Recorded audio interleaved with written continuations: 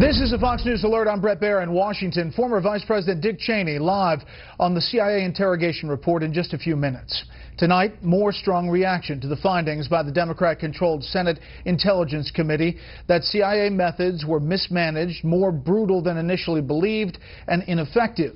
One of the detainees mentioned in that report as being subjected to enhanced interrogation was one of 3 released today from a prison in Afghanistan.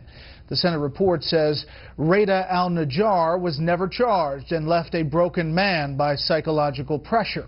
That kind of treatment, started in the Bush-Cheney years after 9/11, is a stark contrast to the Obama administration policy of, for the most part, killing suspects by drone warfare. And that fact has many in the president's own party still unsatisfied. Chief White House correspondent Ed Henry begins our coverage tonight.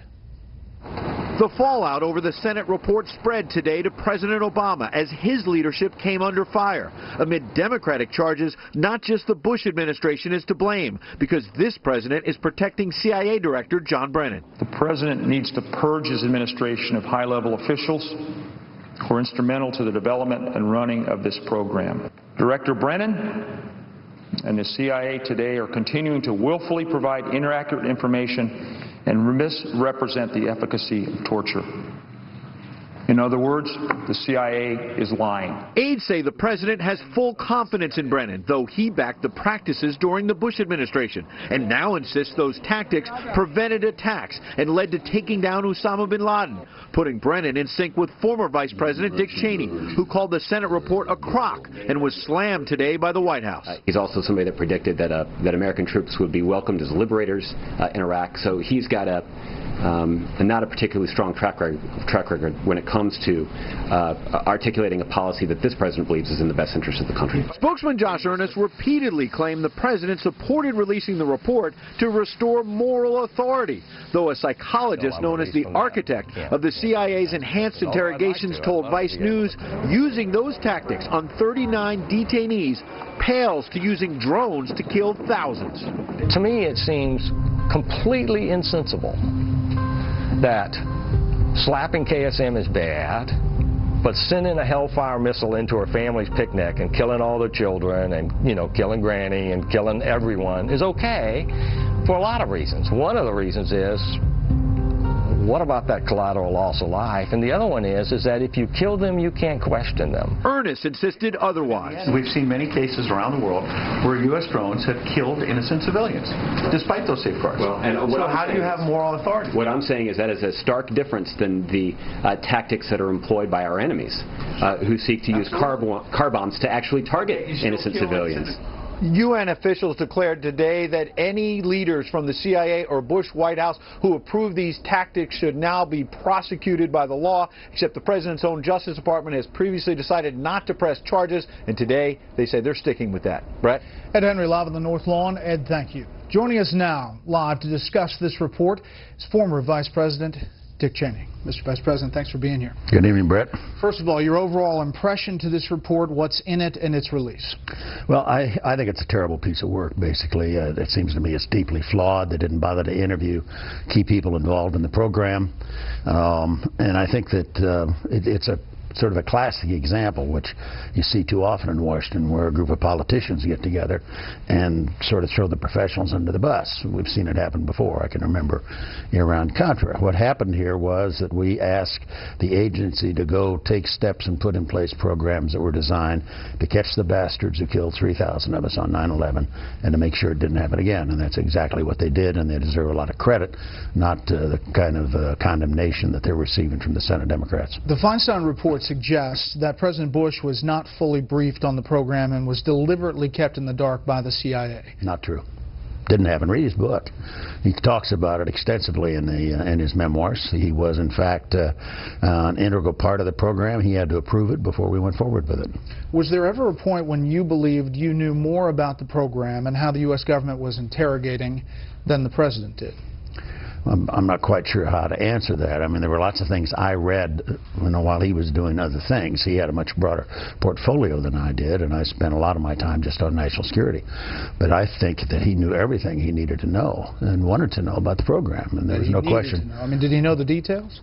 I think he knew certainly the techniques, that we did discuss the techniques. There's nothing, there was no effort on our part to keep him from that. He was, just as with the terrorist surveillance program. On the terrorist surveillance program, he had to personally sign off on that every 30 to 45 days. So the notion that the committee's trying to peddle that somehow the agency was operating on a rogue basis and we weren't being told or the president wasn't being told is just a flat-out lie. I mean, the report suggests it was 4 years before he was briefed.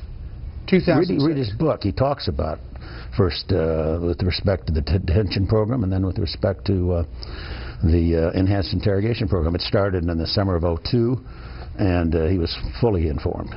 New York Times writes it this way about the report. When told about one detainee being chained to the ceiling of his cell, clothed in a diaper and forced to urinate and defecate on himself, even a president known for his dead or alive swagger expressed discomfort.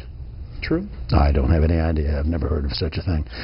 Brett, I guess partly what really bugs me as I watch all this process unfold is the men and women of the CIA did exactly what we wanted to have them do in terms of taking on this program. We said, we've got to go use enhanced techniques, and we're going to find out. And we've got Khalid Sheikh Mohammed, who's the mastermind of 9/11, who has killed 3,000 Americans, taken down the World Trade Center, hit the Pentagon, would have taken out the White House or the Capitol building if, in fact, they hadn't been for the passengers on United 93.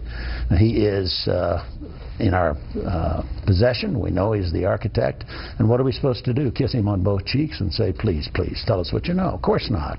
We did exactly what needed to be done in order to catch those who were guilty on 9/11 and to prevent a further attack. And we were successful on both parts. This report says it was not successful. The report's full of crap, excuse me. I said hooey yesterday, and let me use the real word. You're on cable. It's okay. You can believe it. Yeah, okay. But you're saying that this led to actionable intelligence. Absolutely. Look at the statement by the former directors and deputy directors of the CIA issued just within the last 24 hours. It did, in fact, produce actionable intelligence that was vital in the success of keeping the country safe from further attacks. Mr. Vice President, some of the tactics, though, described in this report are horrifying. I mean, is there anything that U.S. officials, interrogators, are alleged to have done that you would consider torture? I don't know all the allegations that are out there. Torture was something we very carefully avoided. One of the reasons we went to the Justice Department on the program was because we wanted them to tell us where's the line legally between what's acceptable and what isn't, and they did. That's what came forth in the legal opinion that we got before proceeding with the program, Brett. This is in terms of there being some problems in the program. There may well have been, but I don't think they represented, that the Senate report represents the truth of what actually happened. They put together a report without ever talking to anybody who's involved in the program. But at one point, this report describes interrogators pureeing food of one detainee and inserting it in his anus, something the agency called rectal rehydration. I mean, is that torture? I don't know anything about that specific instance. I can't speak to that. I guess the question is, what are you prepared to do in order to get the truth about future attacks against the United States? Now, that was not one of the authorized or approved techniques. There were 12 of them, as I recall. They were all techniques that we used in training on our own people, even waterboarding.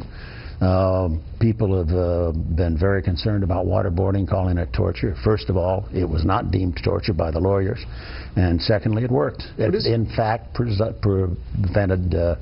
provided us the information we needed to prevent future attacks. How intimately involved were you involved in the legal process of setting up that justification? In other words, the frame for torture was narrowed in these legal decisions. A memo in August 2002 that essentially reframed Geneva rules on torture and said the president had a lot more authority. You were intimately involved. Strongly supportive of the program, strongly supportive of the opinions coming out of the Justice Department. The work that was done was, I think, absolutely essential and absolutely crucial. And I guess the thing that always struck me was how careful the agency was in coming forward and saying, yes, we can do the following, but we need authorization. We need a legal opinion out of the Justice Department about what's copacetic, what's legitimate, and we need the approval of the President of the United States and the National Security Council. And they got both. And they did a hell of a job. But you rewrote the justification. I didn't rewrite the justification. The lawyers wrote it over in the Office of Legal Counsel and the Justice Department. You had an intimate role in dealing. I was strongly supportive of the program. I didn't read the opinion and say you've got to change this and change that. But my job as a vice president who was actively involved in the national security area was to push to get programs like this in place, which in fact the CIA said they could produce better results if they had more authority. We got them that authority. You had one detainee, Gul Rahman, who died in captivity, November 2002. 3,000 Americans died on 9/11 because of what these guys did. And I have no sympathy for them. I don't know the specific details. I'm sure there were instances cited in the report. I haven't read the report, but I know for a fact. No, wait, you haven't read it? 6,000 pages? No, but how about 500 summaries? I've seen parts of it. I read summaries of it. I keep coming back again to the basic fundamental proposition, Brett. How nice do you want to be to the murderers of 3,000 Americans on 9/11? What do you say to the people who say America is better than these methods? That John McCain takes to the Senate floor yesterday, gives a pretty impassioned speech. Take a listen just to a piece of it, and I'll have you react to it. I dispute wholeheartedly that it was right for them to use these methods, which this report makes clear were neither in the best interests of justice, nor our security, nor the ideals we have sacrificed so much blood and treasure to defend. We are always Americans, and different, stronger, and better than those who would destroy us. Your reaction to that, sir? My reaction to that is John and I had a fundamental disagreement about the program. I think that what needed to be done was done. I think we were perfectly justified in doing it, and I'd do it again in a minute. Mr. Vice President, if you'll stick around past the break, a few more questions. If you have a question for Vice President Cheney, let me know at facebook.com/BrettBairSR or on Twitter @BrettBair. You can use the hashtag special report. We'll use some of them in this next segment, so type fast. More with Vice President Cheney after a quick break.